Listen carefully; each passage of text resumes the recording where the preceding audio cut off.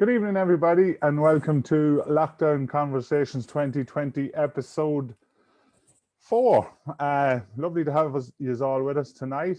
As usual, I'd like to welcome everyone to put a word in the comments as to what festival you're from or what group you're from, and let us know how you're all getting on.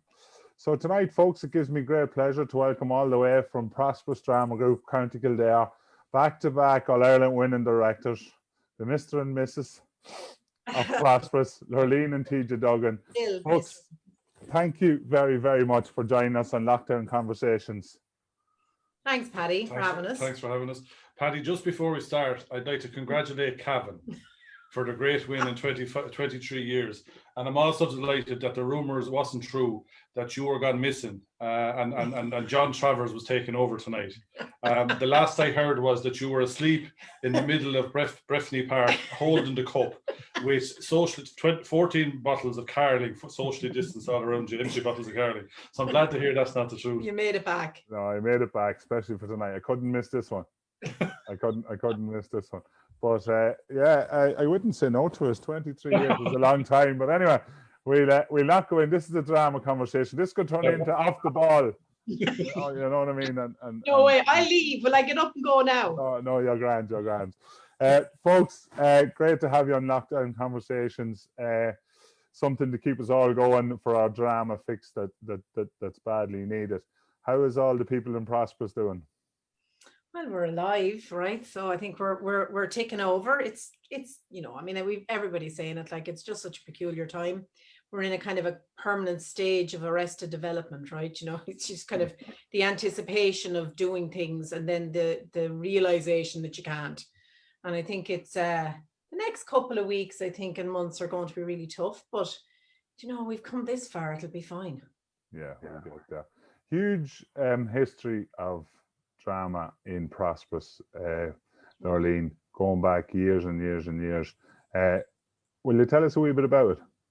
Yeah, I mean, they'll be laughing at me now. If Jimmy Grace was here, he'd be giving me the dates. But the reality is the group, is kind of over 100 years old. I can recall my mother, Mammy passed away earlier this year and she was 95. She was born in 1925.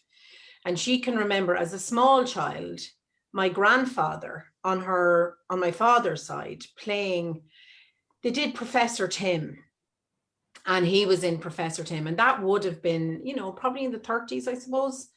She doesn't think she was any older than 10 when she saw that. So, I mean, it's like, it's there a long time. And I guess it's in our family, on both sides, both on my mother and my father's side were involved up and down. And, I can remember my uncle, I've seen photographs of my Uncle Jimmy, my Uncle Charlie on my other side. Uncle Jimmy is on my father's side. You've got, and my mother, not so much, a little bit on the peripheral maybe. And then Daddy, before he died, was back involved in the group. There were different, I suppose, iterations of it over the years as well. Mm-hmm. So you had those peaks and troughs. And I would have started to get involved, in the kind of 80s. When you're a teenager in a small village, particularly in Prosperous, it was either drama or tennis. Do you know what I mean? And there were often rows over availability of either or, right? So, you chose one or the other. In some situations, if you were good enough, you got to do both, right? So we had a great, what we called at the time, a junior and intermediate team, right? So junior being an 8 to 14-year-olds, and then intermediate being 14 to 18, we'll say 17 maybe. And people like Seamus O'Dwyer, and I know that you would have remembered Seamus kind of from going to Shercock, Paddy McCormick, Anne Clark, Jimmy Grace directed them, Dennis Dunning, all took kids, young kids through those plays. I mean, Christ, I think my first play was it was a Sean O'Casey play, Hall of Healing, I think was the name of it. And, back then in the 80s, there weren't many plays for teenagers. What happened was, you took old Irish plays and you dressed teenagers up as Elrons. And I did quite a few with them in my day, dyeing my hair with talcum powder. Don't have to do that now. But it's, I mean, and that's just the way I grew up. So it was always a kind of an inherent thing. for me personally. And I think in the village, it's always had its identity, you know, it's always been a presence in the village. Yeah. And it's always been a name that's been associated with the festival circuit, of course, going back all them years, the early 80s. Of course, Seamus O'Dwyer, as I spoke about earlier, he had some great productions. Yeah, I mean, we'd like, gosh, great productions. And I mean, I think, you know, when I think about going to Shercock, like I remember that. Now, I have no memory, right? I have the worst memory in the world. But I remember going to Shercock. I remember going to Shercock with aristocrats, with the Porrick Pierce Motel, maybe. But I'd get into the back of the car, like I was probably 18, 19. I was in the back of the car. I was driven wherever I was going. That was it. I'd no real kind of awareness of what was happening. And it wasn't until I was kind of a lot older and, you know, said we got to get out onto this circuit again, that it actually became much more meaningful for me personally, because I didn't realize the effort. I just kind of rocked in, and I was acting at the time, not particularly well, but I was there in the team somewhere, cornerback or something, and you know, you just rocked up and did your bit and left the stage. But it wasn't until I was a lot older that I realized it was an orchestration challenge. But I think, yeah, going back to the village, like you've got to be hugely committed, and in both ways, and you know, committed in every sense of the word. But I think it's, yeah, I mean, there's something in our DNA, I think, locally about it. But then you're from Kildare, and you've a lot of groups in Kildare that, do you know what I mean? And I would have grown up, and you know, I remember Lucan and Leixlip being there as well. And you know, obviously the Mold Club, you had Carlow Little Theatre, you know, all of those groups, those names, Palace Players in Dublin, you know, these were all the ones. There was another Dublin group, now the name eludes me. City Limits was another one in Dublin. Yeah, what was that one Terry Byrne used to be involved in? What was that? The Olivians, wasn't it? Olivians, yeah. Yeah, so all those names are like these. True. We were little, like at the time, Nan Clark, the wonderful Nan Clark, you know, had got us into the open section with Faint Voices. No, with what was it? Was the Later Days of Cold? Someone shouting at me, I'm sure, on the internet, giving me the wrong word. But I remember we won the Open All Ireland with John McKenna's Faint Voices, and I was in that, and I'll just never forget it. And like when we turned around and went back out on the circuit, and there was kind of, you know, was there a sentiment maybe in the group that we should have, after that hiatus of, I don't know, 15 years maybe, yeah. The circuit, that we go back out confined, because, you know, we didn't know. I just remember sitting there and going, you know, Anne Clark, Seamus O'Dwyer, these people fought for the privilege of winning that open title. And I said, I'm not going to be the one that goes out on the circuit in a confined competition, not degrading the confined, but just, I knew the battle that we'd had against those, you know, big groups. Here's this little village at the edge of the bog, and it's, you know, TJ would say, we're not a big group, like we've probably got a membership of about 30 people. I was like, I couldn't be possibly doing that. And then we went out with the Zoo Story, and we got to an All Ireland, and it was magic, you know, it was great. Yeah, and that was the start of the revival. Yeah, I guess. Yeah, I mean, I think, well, we dipped our toe. Like, I mean, we'd started doing Panto to try and generate funds, and then we did, I remember we decided we'd do a schools production, so I directed Macbeth. No, I directed Othello. And a chap from Clane came into Othello who'd never acted before. But John Tuttle had all of the looks of an Othello, right? Hadn't he? And he was like, and with, you know, a lot of help. Robert is spectacular when it comes to things like that. Like, he's just, you know, we'll go for it, we'll do it. And we put on Othello, and it was incredible. I don't think John Tuttle ever acted again. You know, I think he did it once and went, this was amazing. And he was really good. But he went, never been as terrified in my life, never do that again. So it was like, that got us back on the road. Then we did Macbeth, and you know, it was after Macbeth, and we said, come on here, we'll give a one act a go on the circuit and see what happens. Yeah. There was a rival group said, don't be doing them on one acts, do real plays, go on to the 3-act circuit and see how you get on. Yeah. And there was a neighbouring group here that I won't mention, and a neighbouring individual that I won't mention. So it was the old Fighting the Dog come out then, we said, let's go for it. Let's hit the road, huh? Let's hit the road. So Zoo Story made Longford then to the finals, and then That's right. and then the following year, 2011, wasn't it? You were in Athlone with November. We came second. We got to Athlone. Yeah. And sure, look, that was like, you know, November was the dream. It was like, I think we'd 5 from 5. Was it 5 from 6? I can't remember, but we did really well. And it didn't really matter. We were there. We felt like we'd already won. And, you know, it was like, it was just such a great play. Like, you know, not a great play, right? I mean, it's never going to go down in the annals of history as one of the most accomplished literary plays ever to grace the stage. But it was a great play. And I learned, I'll tell you, at the end of that circuit run, with what it did for us as a group, and I would say to any group that's starting out, pick a play that your audience is going to love and that festivals will love, because then you'll never, ever be looking for a festival.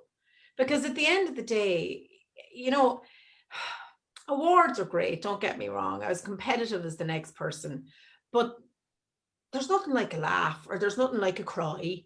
And I think if I think about Sylvia, you got both, right? And that for me is, I think, the pinnacle of a night. You know, you if an audience is going out and they have a smile on their face and they're laughing and they're like, we'll come back and see Prosperous again, then that's the victory, right? That's the victory for me, you know. I do think, Paddy, it did dispel too the idea that a comedy wouldn't win in Ireland and so on. So there was always that out there. There's kind of a snobbery about serious plays, and you should be doing serious dramas. You know what? When you go to a hall and the place is full and there's belly laughter for 2 hours. I remember Seamus O'Rourke in the thing he did about Carrigallen, you know, it takes your mind off of something for a couple of hours. That's what that drama does. But if it makes you laugh in the meantime, and you have a bit of fun about it, and you see that, and people with their face lit up, and they come up to the end and say, that was the best bit of crack I had in a long time. That's it. We're gonna need plenty of that heading forward. So then, sorry, TJ, go ahead. So then enters 2011, enters stage right. He just slips on the director's hat for the one act.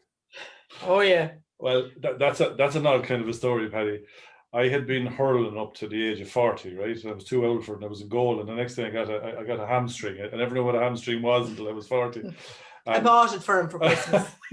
I thought you put it in the plate and you ate it, but that wasn't the case.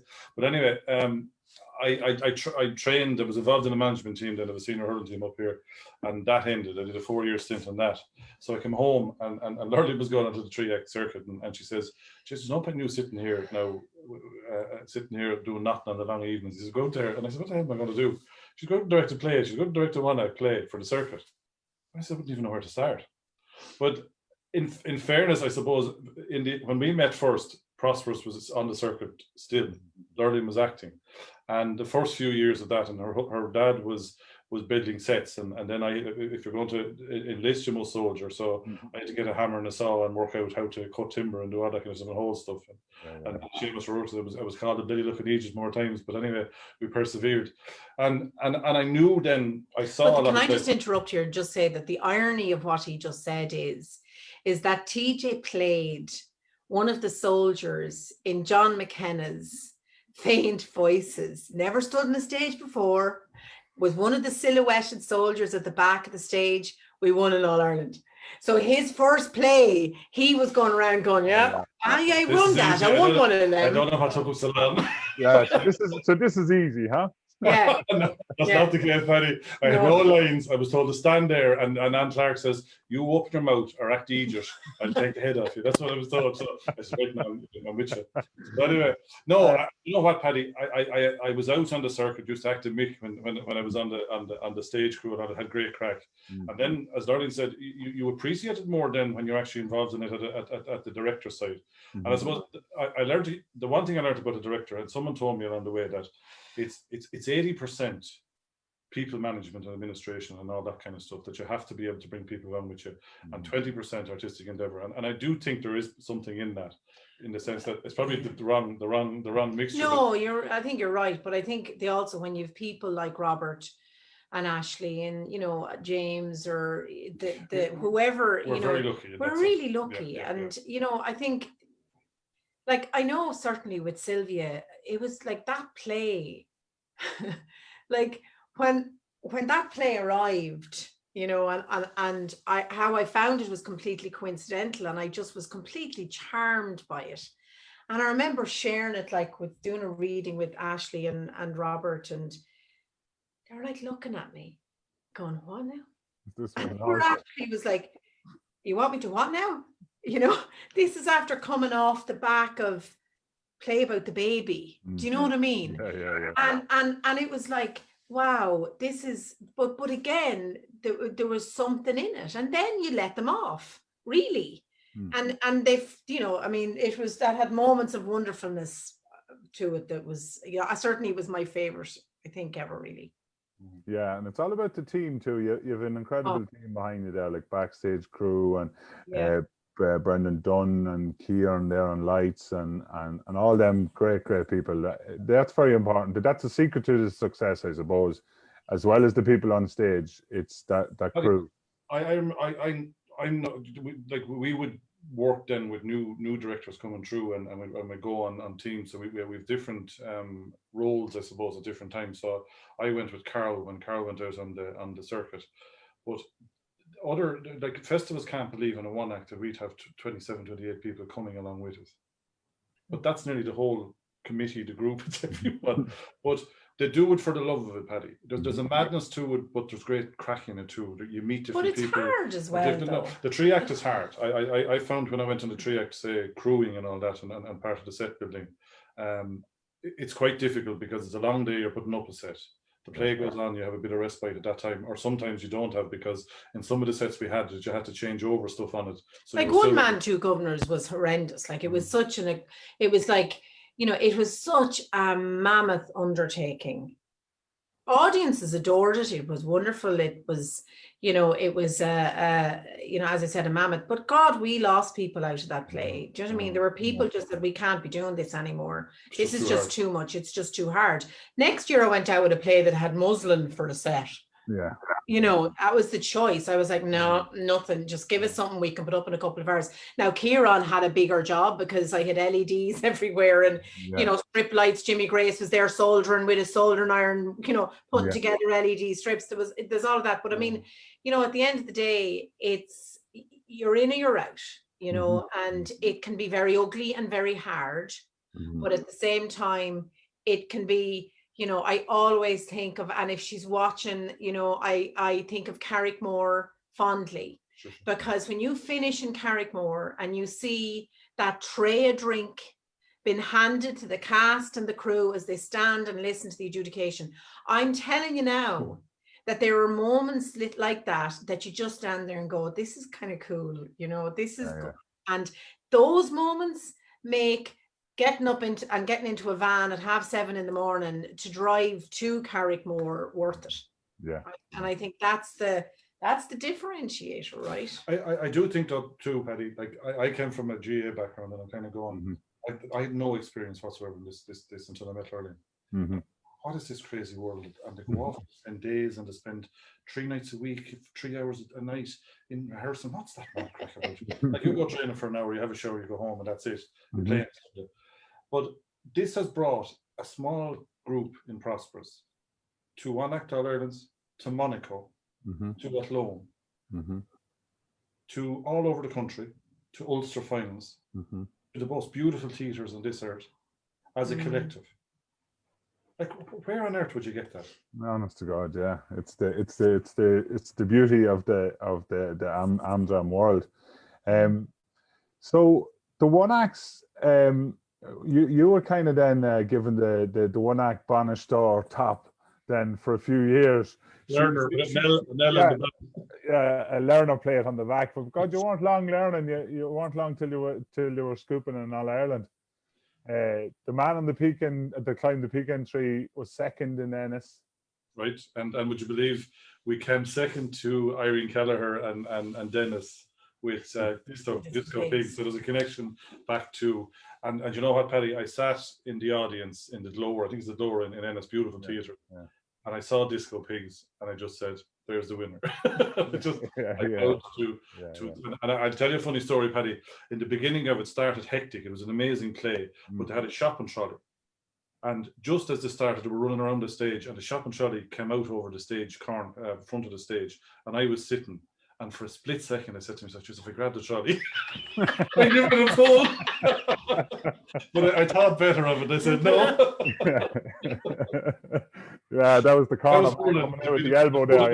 Yeah, that's exactly it. But no, so that was, and it was a beautiful, moody play. And the beauty of that play, Paddy, was that it was written by Horton Foote, and it was written in 1935. And it was as relevant in when we did it at the time. And that's what I love about plays, in the sense that it was something that was brought out of 1935, and we did it, and it was a beautiful movie play. I think it was the best drunk I've ever seen in my life. Robert Massey did a drunk in it, in the middle of the play, and I just used to stand in awe watching him. It was because oftentimes you see drunks and they're overplayed, and you kind of go, "Oh geez, that's overplayed." Yeah. He did it natural, as you'd see fellas down the local, and you go, that's what a drunk is. Yeah, that was one of my memories there. And then I suppose we went on to Bobby Gould in Hell. Great. Mammoth play. I never did I think it would take off to the heights it did. Ballyduff in Ireland, and Ballyduff, and actually Ballyduff were in the All-Ireland as well. They had a play in it as well, and I can't recall what their play was, which was a fantastic play. But yeah, and it was our first All-Ireland win, and it was the one thing I remember, Paddy, was that the joy from the group itself. I remember standing there in shock, and I remember Robert Massey jumping on my back. I'm going, "What the heck?" And just from everyone, Jimmy Grace, and the tears rolling down his face. Yeah, the passion, and the passion, and the hard work, and where we got to. So look at that. They're the days, and I suppose we learned after, it's not about the winning; it's about being the best of yourself. And I think that's what I've learned about the journey. That sounds, but it is about being the best of yourself. We have, as Lurlene said, we're very fortunate to have the most amazing actors in our group, and that's not a coincidence. That's they work hard at their craft. They put in and then the other thing, I suppose, that over time we run a short run into putting on a show. And I think that helps us too, in the sense that people are always really surprised about that. They always think, I always know the 3-act particularly, that say, "God, you must be at that for months." And I no, we started on the 6th of January, and we do genuinely we run a panto up to Christmas, and the group is manic. And then we'll start. Yeah, some of the actors then are in the 1-act. And that's why I think you have to be careful with the 1-act and the 3-act running into each other, especially in a small group. If you have some actors that are crossing over, it's a hard slog going from one to the other, and the freshness goes out of it, and it's hard to do if you're looking for groups to go into festivals and keep that going. But a short run, and what it means for us is that you have a very fresh show going out into the circuit. Yeah. And the other thing I suppose that we tended to do was go to somewhere like Rush first, where there's strong groups going to be there. So you're actually testing yourself against the other groups, and you're going, you know what, let's put it up against. Don't shy away from the ones that you want to compete against. In front up to them. And then what you do at that point is you learn then where you are. And I suppose if you're looking at festival plays, it's to go to, okay, what do we have to? It's only the start of the journey for that first festival. You have to keep tweaking it and working it as you go. Things that we learned over time, I suppose. Oh yeah, and for me, it's all about. It's less about winning when you're coming to select a play. It's more about can you cast it? Yeah. Can you cast it to the point where it's authentic enough to be credible? And when I think about, for me, I think probably my biggest disappointment was The Goat, because that play, I think from a message and a story was probably one of my favorite. Yeah. But Sylvia won my heart. But actually, The Goat was called Sylvia. Sylvia was the dog as well, which is really strange. But it was there was for very different reasons, there was an awful lot of synergy in it. There were so many beautiful moments in The Goat, and there were so many beautiful moments in Sylvia. And I always used to say, when I think about Sylvia, I'd say to the lads, if we don't have half the audience crying when Robert delivered that last speech about the dog, and the dog stayed with us, and the picture came up on the dog, if half the audience are not crying, we have not done our job. I used to have people coming up to me going, my dog was very safe, and it was like, yeah. But I just remember when it was like, and I got pushback from the cast about that. There was a real kind of people don't going to say, it's not. And I was like, that's in it. It's in that play to get that emotional. People love their dogs. Yeah. Like, I'm sorry, this isn't reaction. people, they love their dogs. But I think, like the Sylvia, when you think about it from start to finish, and the finish we had with it, with James and Ashley and everything that went on there was just spectacular. Like, you couldn't. It was definitely a highlight for me. Yeah, and I suppose to play on the stage of the National Theatre as well, which the group have done on a couple of occasions. Yeah. But Sylvia probably had to tick a lot of the boxes for you. Sylvia was like, like, it was just delightful, and we're so lucky to be so near to Dublin that we can do it easily, right? So it's wonderful. It's just such a privilege to be there, and it's a huge privilege for the cast, right? And I always remember with Baby, even with James and Ashley, and they were still going out together. I'm not quite sure they were engaged at that stage, and they have this beautiful poster of the two of them. That was the poster in the Abbey. For a husband and wife to have that, I mean, I don't know if they're watching this, but sorry, lads, I'm going to get a bit gushy, but it's pretty cool. And then you went on to Sylvia. God, like, that night when he came out on stage and asked her to marry him, like, I nearly said yes. It was like this moment. And I'm sorry she didn't. I'm joking. Sorry, Jane. But it was like, oh my God, I couldn't catch my breath. I don't think everybody, there were people in that audience that night. There was like tears. It was just the best thing. And it was so funny because I looked at James that night and I was like, he's not himself, and I'd been teasing him earlier saying, now listen, if we win in Athlone, and he played such an amazing role. I mean, he played 3 amazing roles in that play. And I always felt he was hard done by an Athlone that year from my perspective. And I said, now if you win Best Supporting Actor and she wins Best Actress, you got to ask her to marry you, right? But I thought, I'm thinking Athlone, it had completely gone out of my head by the time we got to the Abbey. And then when he did it that night, that's a highlight for me. For the rest of my life, that'll be a highlight. It was simply wonderful. But yeah, I mean. And just to say, they're building a house now, so COVID came along, so we put in COVID because we knew we wouldn't have them to play on the stage. So, they were building the house. Now they have the house built. We want COVID to go away and get back to get back to business. So if they are listening, finish the paint and get down the carpets. Please God, we'll be back at it next year. You lined up the planning permission just for March. That's so lovely. Yeah, we heard it was coming. Great stuff. But so many fantastic productions. I think credit to any group is when they take your own writer's play and bring it out in the circuit, and that's the greatest compliment I think you can pay to any writer, and to the group as well, because I think it's Seamus talked about it here the first night with us. It's not. You don't know how it's going to go, and you're going to take a chance, and then you don't know if adjudicators are going to go for it because it's written by a member of the group and they're in the cast and them. But you went with deadline, and it was brilliant. Well, I suppose we're lucky that like, to be honest, Robert is so shy and retiring and so introvert, and he hides his talent under a bushel, to be fair to him. Sorry, just had to get that in. Sorry, Robert.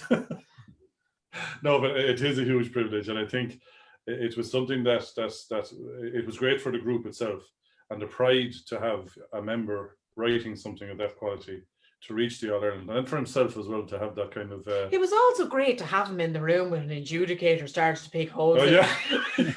I go, here, you take that one. Yeah, can you answer that there, Rob? You wrote it. Yeah. I don't think that's the right interpretation, Robert. Would you agree? Yeah, no, I mean, it was great. And at that stage, we actually had planned to do the GOAT that year, and we were asked to participate in the Strictly Amdram program. And we couldn't get the release rights for Albie to record any of it. And David Power at the time felt that was really important.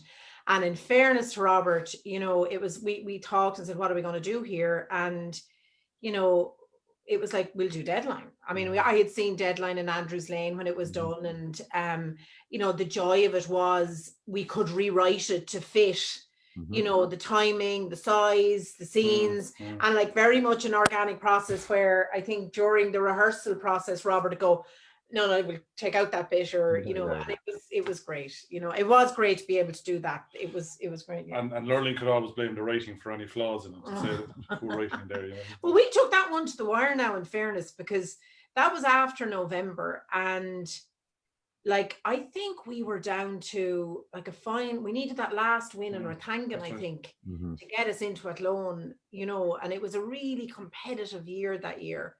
And we got there and it was wonderful. I mean, you know, it's great to get there. We never not get there. That's the thing. Like, and that's the prize for me, because after that, you know, you've got 8, if you do 8 festivals, you know, you've got 8 tries to get there, right? You need 3, but you've only got one chance in Athlone, and it really doesn't matter.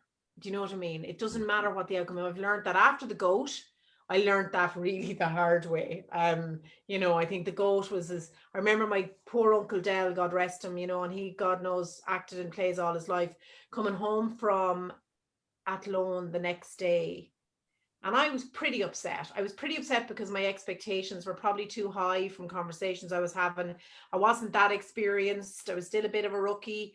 I think we'd left everything behind us on the stage. You know, I'd come through that. I'd waited a year to do that play, and I was absolutely devastated.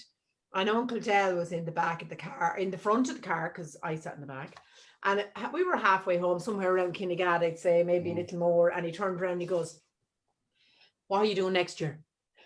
And I just sat there for a few minutes and I went, you know what?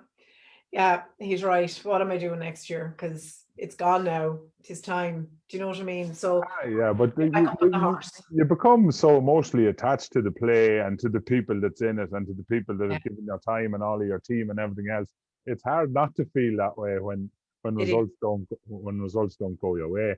But then you found the best carpenters in Kildare and come out with the 7 doors that never budged. Never budged. A lot of serious craftsmanship went into those doors. And I remember, like, even I don't know if people remember, but the walls, like, I remember going with my sister Irene, and we knew we had to have the doors clearly, but like we also knew that we had to we couldn't, like, any of them will tell you I want to use a word there, I won't use it, but I'm pretty, my attention to detail when it comes to sets would be fairly on point. And like Jimmy Grace re-wallpapered November everywhere we went. Like, that man had a pain in his ass wallpapering a set, because I didn't want to see the joins between flats, right? Or we went to Boeing, and it was like, well, how are we going to do this? So I said, we'll pad it and fabric the wall, so it'll look like wallpaper. We'd actually put material on it so it would dam down some of the thing. And then we always bring carpet with us. And like, yes, the lads were just spectacular at how they built those doors. In fact, we were contacted, I think, by about 2 groups afterwards saying, could we buy the set? Right, because it was wonderful, and that was just such a great play. Like, that was again one of the reasons why any group out there that wants to kind of delight, just go and pick a play that you're going to really enjoy doing, because we had such a laugh with that play. But you know, the only thing I'd say about it on the other side of it is it doesn't always get its reward. No. Comedy and farce is hugely hard to do physically and to get the timing right to make it look seamless, and that's not often rewarded. Even with adjudicators, they don't give that reward sometimes, in the sense that, you know, serious play is easy enough to do in not easy enough, but it has its construct, which is you know, you get the moods in, you get the gears in, you get the gear changes. But from a comedy point of view in a farce, because that's the one thing I remembered about Boeing, but the hard work that went in to get the timing, someone coming in one door, going out the other. Zita with the trays of food. You know, like all of that, the slapstick nature of it. And that has to look as natural as anything, but it's tough to do. And I suppose the other thing about Prosperous is that we do pride ourselves on the set and the whole visual experience you get when we come to town. And we got better at that over time. And like we have a new crew now, Paddy, since your last, since Sylvia. Yeah.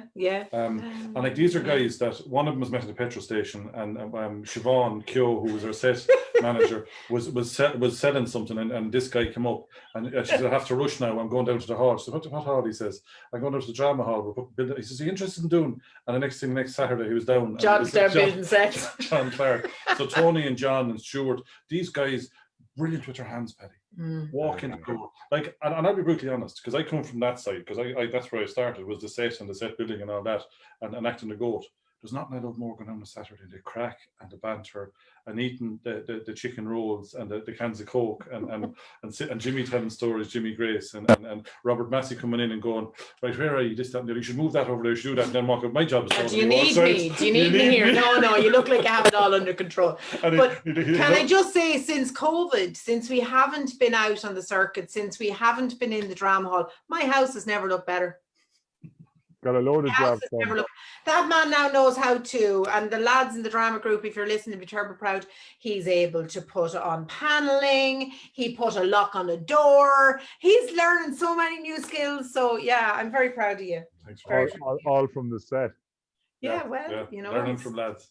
But it is true though. I think like it, I think Kieran Healy, Kieran would say like, or I'd say to Kieran, can you not do it this way? Or Kieran is standing there and he's just listening to me, and you can hear him drawing his breath, and he's like, yeah, you know, it's like, where's she going with this? But I think that's the thing. It's like, they know me, I suppose they know us well enough now that we're kind of, you're able to push it a little bit, but always just that it's delightful. And I love a curtain. I love to close the curtain. I don't know whether, I just love the reveal of a good set. I just think that it captivates the audience and, you know, allows the actors, you know, that kind of we're here moment, right? And even hearing an audience gasp when the curtain opens. Yeah, we got a round of applause, I remember, in Athlone for the set in November when the curtain. I remember that. It was fantastic. It was my man. That was all down to filling in them little cracks between the flags. That's exactly right. And my goldfish, don't forget my goldfish. That goldfish came all over Ireland. It wasn't replaced, it was the same goldfish. So Sylvia was a massive,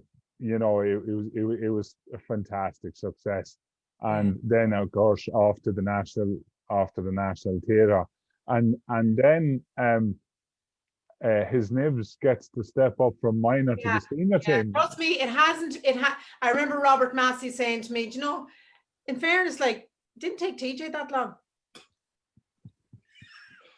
Like, a lot along the way. Yeah, I cut the way. As I said to Robert Massey, I have all the scars for the earlier part of what happened. No, look, it was a play that was. I saw it in the gate, the Arthur Miller interpretation. Loved it. Mm-hmm. Asked the question, could we do it? Found another interpretation of it. I can't remember I can never remember. No, yeah. That interpretation of it, and said, you know what, that would suit the club because we have the right amount of people. Mm-hmm. But you know what, to see Malcolm Taylor playing the drunk in the crowd, and I said, Malcolm, I'm warning you now, this is not panto. You are not to overact this, or I'll come down and trust you myself. But to see 6-8 people in the crowd and getting that going, it was just like, it was a story that written over 180 years ago that could have been relevant today, or stuff that went on in this country and so on and so forth. So it hit a chord with people. It drew, like, audiences loved being involved. And then, you know, Serena then came on for the first time on the festival with me, and winning Best Actress Award was just, or Best Actress Award, and she was sublime in it. She was just like the parts written for people, you know, and like that was written for her, and that was written for Serena. And let me tell you, you have to make really hard calls sometimes, and like you're not popular for it either. I mean, that's the thing, and I always feel like I've had to recast, change plays, you know, and you're not thanked for it at the time. and it's really hard, right? But it's all about the play. The play is the thing. I know, you know, and I think it's no more than playing sport. And I'll go back to that analogy because it's something I'm familiar with. Like, I had to laugh. I used to say to them, "This is senior hurling, lads." So when before they went out on the stage, that was my line, and they would say to you, "This is senior hurling." Yeah. You have to go out there and give your best game in senior hurling. And then people used to laugh. They presented me with a hurl with all their signatures on it when I finished, and with everyone's. But the other thing too, I suppose, the other aspect too is that I want to be drinking a pint 40 minutes after the play ends. That was one of my stipulations. So hence the set, it being abstract and easy to get down. I said, fit it in the car trailer. I said, I would if I could for a treat. But I think we learned that we've learned that the hard way with sets. Like, if we think about One Man, Two Governors, you know, and what lessons we learned, like Baby, Deadline, Baby and Sylvia and Enemy were all fairly self-sufficient, freestanding sets. And I think that's something that we've learned over time, you know. I mean, okay, you're never going to do the White House in an abstract scenario, maybe, but you know, I certainly would be picking plays now that would have a very different feel because of the effort that goes in, that I believe it doesn't get recognized. Do you know what I mean? And the other thing too, Paddy, I suppose, with the group is that when I say about it's what do the best of yourselves, you also have to test the group as well with picking different types of plays to see where that brings you. So whether it's an Irish play, whether it's a different writer, whether it's a different time, whether it's a different, you know what I mean, comedy, farce, serious plays, you know what I mean, larger plays with larger amount of people in it too, having a 400. So it's testing. But I do think, Paddy, there's something in the whole area of picking the play to suit your group. Because I have seen in the past, and I've seen even just for home productions with us, that you pick something too big for you because you think that's the thing to do and that's what it'll push you on. And sometimes simplicity is better. Doing something very well is better. So if I was to ask the two of you for a tip for an up-and-coming director or a new director that was coming out in the circuit, is that what you'd say? Is that what you'd say? Do a play that you pick your play. Pick your play according to your measure. Do you know what I do, Paddy? We've done it in our group, and I think it's a good thing to do. I would look at an existing director, and if you are thinking of directing, go with them and go through the journey with them, from picking the play.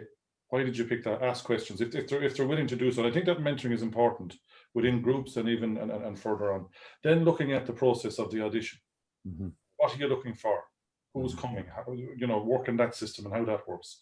Then the scheduling of rehearsal, and what you set out within that. Sorry, we're going to have the lines learned in. Like, we've learned lines in 3 weeks. Everything off script in 3 weeks. That's the demand we set on our people. So if you can't do that, don't come into this.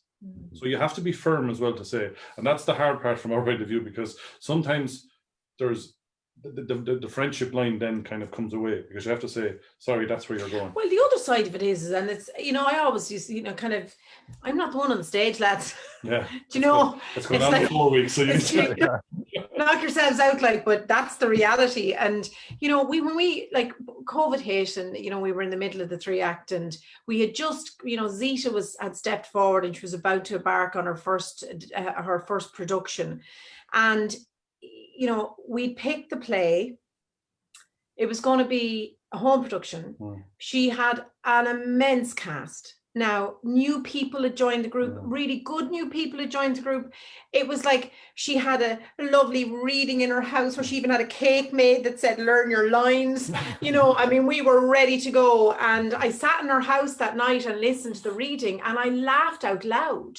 Like, I was laughing at her reading, and I was like, this is going to be so good. And then COVID hit, and it was like, you know, there was this, I refer to it as being kind of like that Arrested Development, but it was like, oh my God, right, what are we going to do? What are we going to do? And I'm chairperson of the group, and we've got a great committee, but we've had meetings every month during lockdown. You know, we've had, we did a night with Nick Dunning where he kindly joined us, and we had a lovely conversation with him, and he talked about his early career and shared some audition tips with us, and, you know, just told some stories, and it was a really nice night. So, you know, we're always we're kind of panicking about what we're missing and what we should be doing. And it's like, last night? What day? No, Tuesday night we had a committee meeting, and I was like, do you know what, lads? let's just take the time. We're sorting out a shed for costumes. Stuart, one of the lads does the set, is going to weld a hole we have in one of our containers. They're the things that we'll do now. That you don't get a chance to do when you're on circuit. Exactly. And it's like, we won't punish ourselves for, not doing it. It's all right to take a moment and pause, right? We'll be the better for it at the end of the day. If after 15 years of a break, we can come back and have the 10 years that we've just had, I take that. The other thing too, Paddy, around directing is that I think as a director, you have to be able to listen to. I see people like Robert has huge knowledge and has a huge influence on what we do. Kieran Healy will come down from the lighting box and says, I don't think that's working. You have to be able to listen to it. And I think as you get braver and get more comfortable in your own skin, that's hugely important. Because I'll tell you a funny story with Kieran. Lovely Head was the second All-Ireland winning play we had, right? Yeah. It was the most Neil the Butte play, beautifully written, right? And there were two monologues in just coming up to the middle and the end of it. And there was a reading on, and Robert and Ashley it was a two-hander with Robert and Ashley, and they were reading these monologues, and myself and Kieran were there going to see, which we'd always do, is this anything good? And I would have a look at it, and then let's sit there to read and listen to anything. The two of us were bawling like babies in the first monologue reading, right? Kieran really crying now. So it was just the funniest moments, because I can see him typing at the minute. That never happened, TJ. That never happened. Website, nothing to do with us. Depends if he has a bottle of Heineken in his hand or not. Yeah. Well, folks, Camilla, thanks a million for coming on for our conversations, Lockdown Conversations. It's been a blast. It's been a great. Thanks for having us. And thanks for having us in such an important week in your life, Paddy. Very good. Yeah. Can I also just say congratulations to you? I think you've done a fantastic job on the 4 weeks, and just here's to applaud you from everyone else, because it's a time that we're sick of, and my wife accused me of comparing myself to Netflix, but it's a time when you're sick of Netflix and rooting around the telly and Champions League. It was lovely to get back to just drama conversations, from Seamus to Irene to John, and I don't know how we can, you can score us later. I'm joking, but it was just nice to have that, bring it back to a drama context. So well done, you. Thank you very much, folks, and it was great to have you on for the chat. Next week, episode 5, second last week, we have adjudicator Paula Dempsey is going to be with us for our conversations. So thank you everybody that joined us tonight, and thank you once more to Lurlene and TJ.